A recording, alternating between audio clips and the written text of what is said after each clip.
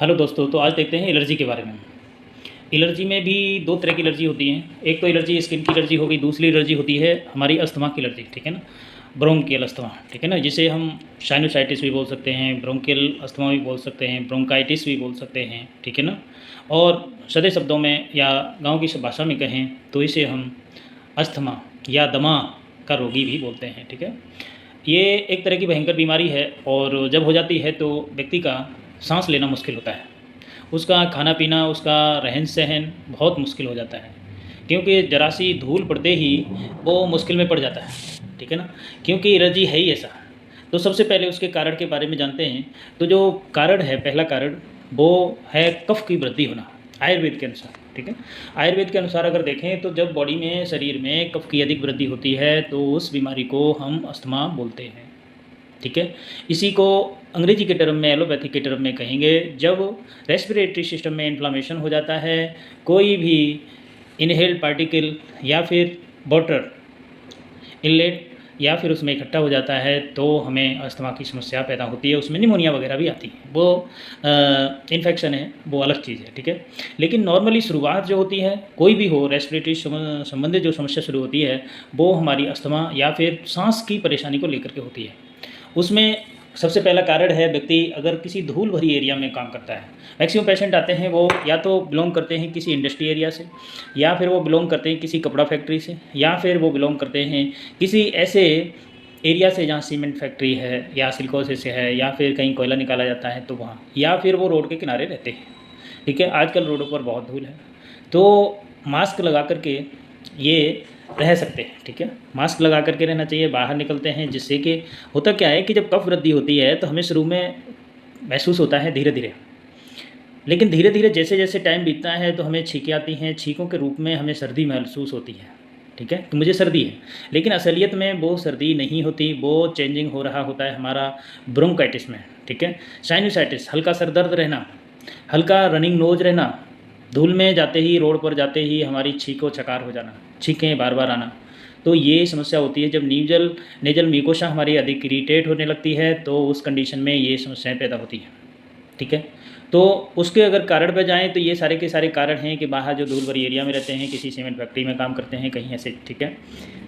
इस बीमारी को दूर करने के जो कारण हैं, इसको आयुर्वेद में हम श्वास रोग कहते हैं, ठीक है। दो तरह का होता है, शंतमक प्रतमक श्वास, ठीक है। तो शंतमक श्वास और प्रतमक श्वास ये नॉर्मली जो होते हैं वो हमारे रेस्पिरेटरी सिस्टम, श्वास जो तंत्र है उससे रिलेटेड होते हैं, रेस्पिरेटरी सिस्टम से रिलेटेड होते हैं, ठीक है।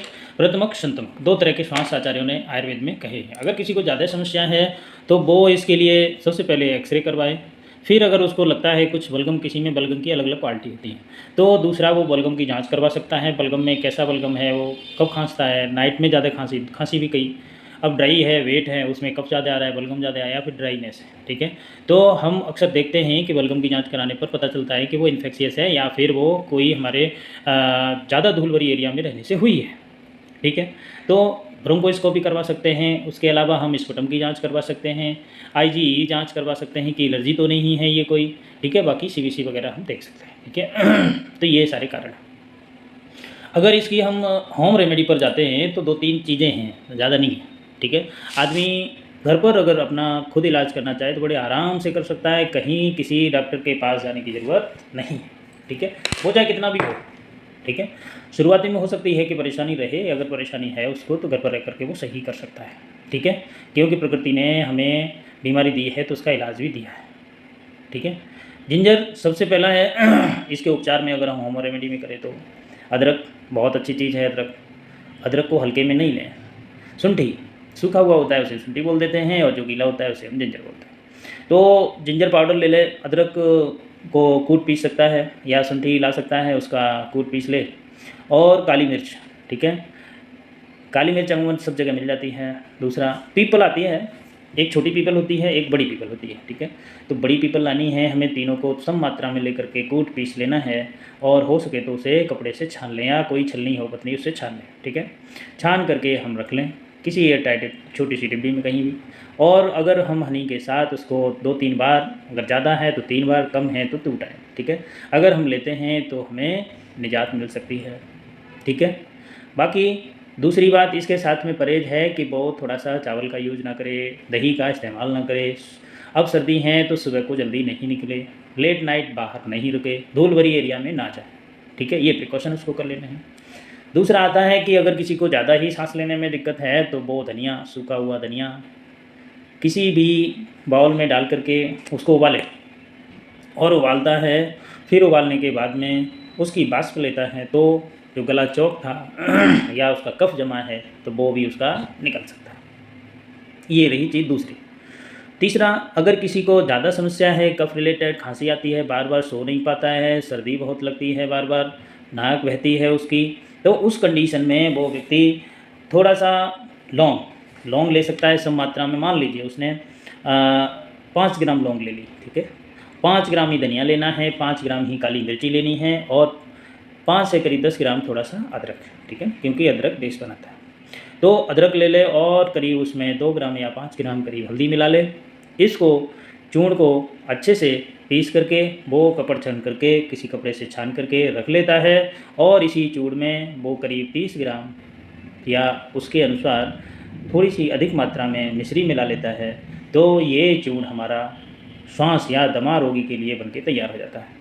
नॉर्मली अगर किसी को घर में खांसी होती है, चाहे कोई बच्चा है, बच्चे को थोड़ी कम मात्रा में चटाएं, अगर हो सके तो शहद के साथ चटा सकते हैं तो शहद के साथ दें तो अति उत्तम रहेगा। नहीं है तो किसी बड़े व्यक्ति को है तो उसे करीब 2 चम्मच की मात्रा सुबह शाम ले सकता है, ज़्यादा है तो 3 बार ले सकता है। ठीक है, इतना करने पर 15-20 दिन करेगा तो उसे नॉर्मल सर्दी खांसी चली जाएगी। ठीक है, अगर किसी को दमा रोगी है तो उसको ये नित्य प्रयोग करना पड़ेगा, क्योंकि दमा रोग जल्दी नहीं जाते हैं। ठीक है, दमा हो गया, थायराइड हो गया, डायबिटीज़ हो गई, ठीक है, ये ऐसे रोग हैं, एक बार अगर किसी ने पाल लिए तो ये फिर छोड़ते नहीं हैं। ठीक है, हनी के साथ में अगर खाता है तो वो धीरे धीरे से सही हो सकता है। ठीक है, बाकी उसको लाइफ स्टाइल में चेंज करने के लिए है कि वो अगर कोई बीड़ी, सिगरेट, पान, तम्बाकू ऐसा कुछ खाता पीता है तो उनका त्याग कर दे, नहीं है तो ये शरीर तुम्हारा त्याग कर देगा। ठीक है, सीधी सीधी बात है, इसमें कोई हेरा फेरी नहीं। और अगर कोई ड्रिंकिंग वगैरह करता है, वो स्मोकिंग सबसे ज़्यादा किसी धूल भरी एरिया में जाता है तो वहाँ छोड़ दे। अगर कोई काम भी करता है, हमारे पास पेशेंट आते हैं कि साहब कपड़े की फैक्ट्री में काम करते हैं लंबे समय से, तो अब आप दवाई दो, तो हम एक सीधा ही रहता है कि आप कपड़े की फैक्ट्री में काम करते हो, पहले वो काम का त्याग करो, कोई दूसरा काम देख लो, अब ज़िंदगी ढल रही है आपकी। अगर काम नहीं देखोगे, दवा खाते रहोगे तो बहुत मुश्किल है, सही नहीं हो पाओगे। ठीक है, क्योंकि निदान परिवर्जन आयुर्वेद में सबसे पहले है। कोई डायबिटीज़ वाला व्यक्ति हो और उससे हम बार बार यही कहें कि दवा खाओ, लेकिन वो व्यक्ति जैसे पहले रहता था, जो खाता पीता था, रोज़ जलेबी खाता है, बर्फ़ी खाता है या कुछ लड्डू खींचता है, तो सही नहीं होगा, उसे निदान परिवर्जन करना ही पड़ेगा। ठीक है, स्वास्थ्य की रक्षा के लिए कुछ न कुछ त्याग करना पड़ेगा। ठीक है, इसलिए ऐसे पेशेंट जिनमें एलर्जी है उनको ये सारी की सारी खामियां होती हैं, उन्हें ध्यान रखना है। बाकी अगर कोई और थोड़ा पैसे खर्च करना चाहता है तो उसका इलाज है, बाहर से मार्केट से हरिद्रा रसायन मिल लेके आए।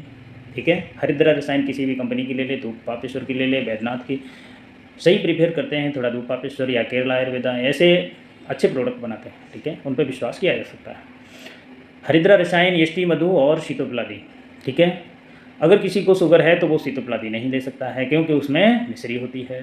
ठीक है, इसलिए अगर कोई शुगर का पेशेंट है तो उसे शीतोपलादी की जगह क्या लेना होगा, ताली सादी लेना होगा। ताली सादी, यष्टि मधु और हरिद्रा रसायन, ये 3 रसायन लेकर के, 3 चूर्ण ले करके वो एक डिब्बे में रख ले, तीनों सम मात्रा में। ठीक है, 50-50 ग्राम इतना लेकर के बना लेता है वो, तो 15 दिन की दवाई बनके तैयार हो जाती है उसकी।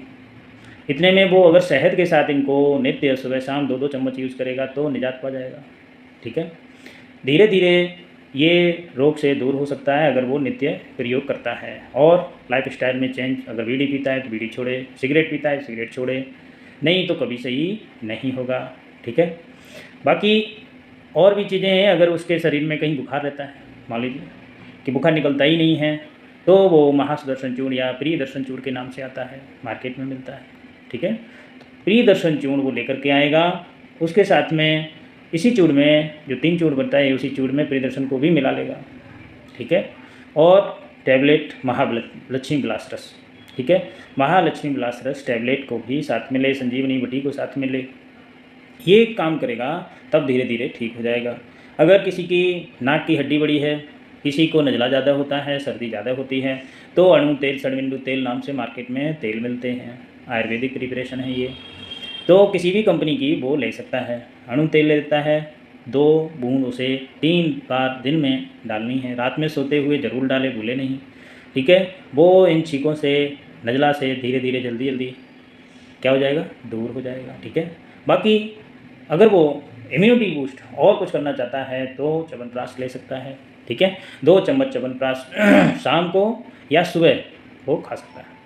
ये ट्रीटमेंट है आपका एलर्जी अस्थमा, ठीक है। साइनस की समस्या लोगों में ज़्यादा रहती है, साइनस हो, ब्रोंकाइटिस हो, ब्रोंकियल अस्थमा हो, एलर्जिक चाहे वो अस्थमा हो, ठीक है।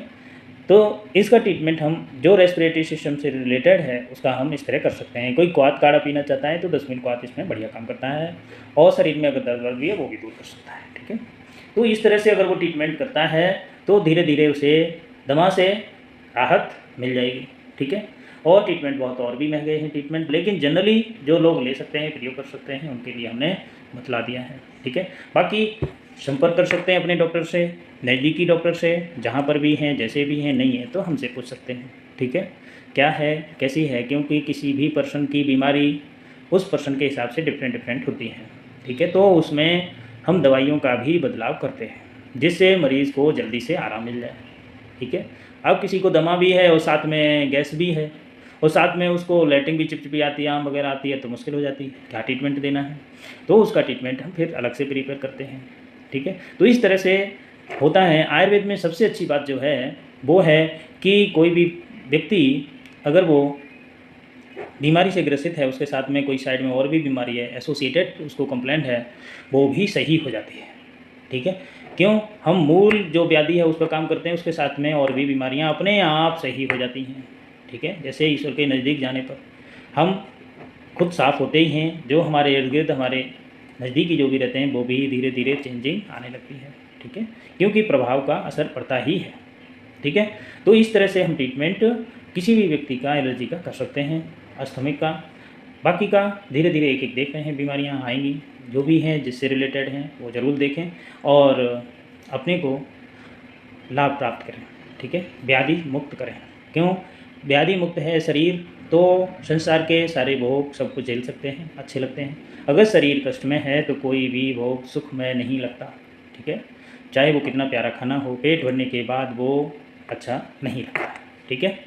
बाकी अगेन दूसरे लेक्चर में बात करेंगे। नमस्कार।